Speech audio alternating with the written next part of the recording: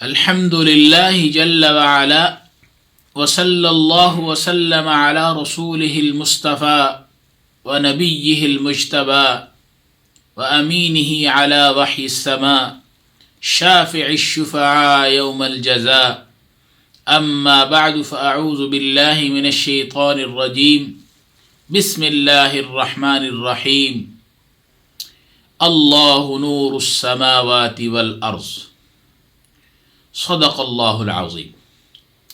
السلام علیکم ورحمۃ اللہ وبرکاتہ۔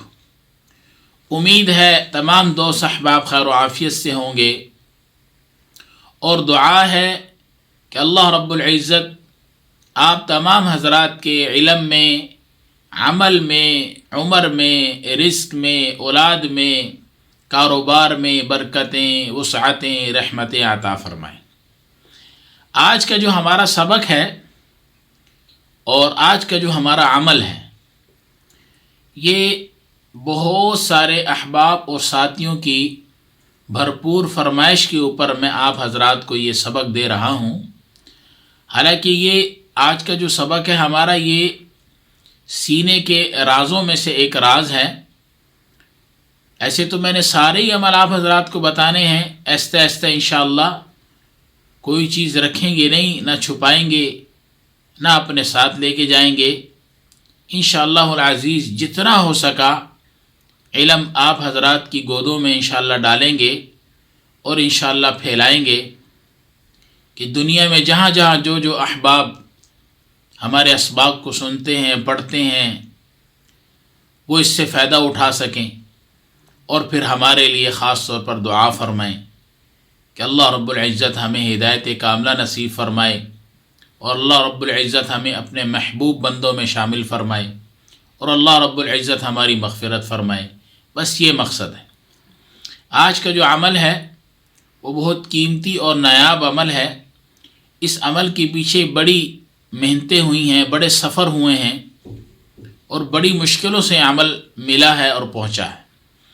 بہت سارے احباب اور ساتھی کہتے ہیں کہ جب عمل پڑھتے ہیں، کوئی وظیفہ کرتے ہیں، دعائیں کرتے ہیں، بے شمار ہم بڑی محنتیں کرتے ہیں، مقصد ہے کہ خوب محنت کرنے کے باوجود ہمیں اس کا رزلٹ نہیں ملتا، ہمیں اس کا صلہ نہیں ملتا، ہمیں اس کا نتیجہ نہیں ملتا۔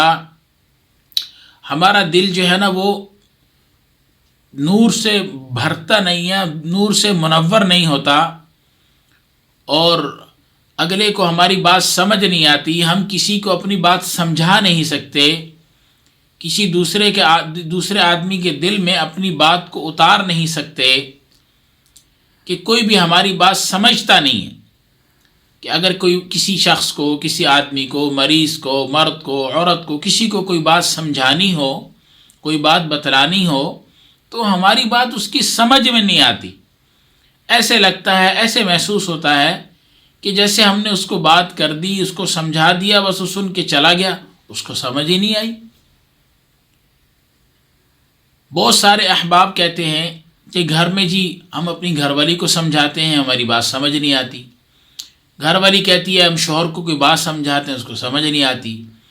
والدین کہتے ہیں کہ ہم اولاد کو بات سمجھاتے ہیں، سمجھ نہیں آتی۔ اولاد کہتے ہیں جی والدین کو کچھ بتانا چاہتے ہیں، ان کو ہماری بات سمجھ نہیں آتی۔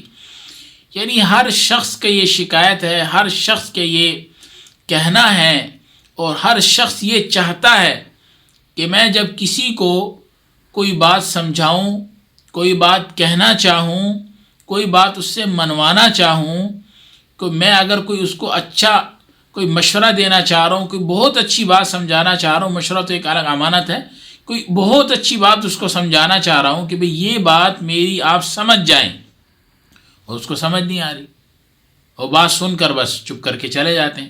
بعض اوقات دفاتر کے اندر جو ہے، جو ملازم پیشہ طبقہ ہے، وہ اپنے ان کے جو باس ہوتے ہیں، بڑے ہوتے ہیں، ان کے افسر ہوتے ہیں، ان کو کوئی بات سمجھانا چاہتے ہیں، بتلانا چاہتے ہیں، وہ نہیں سمجھتے، وہ سنی انسنی کر دیتے ہیں۔